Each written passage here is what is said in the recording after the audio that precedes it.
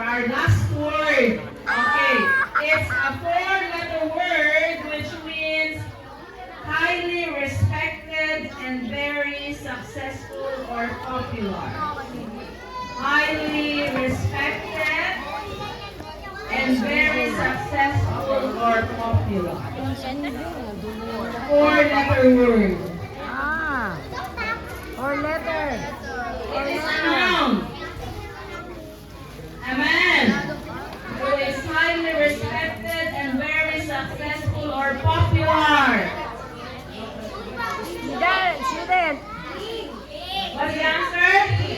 Yan. King. Okay. King. K-I-N-G. Okay. Do you know? Ito po ang tanong sa atin. Do you know King Jesus?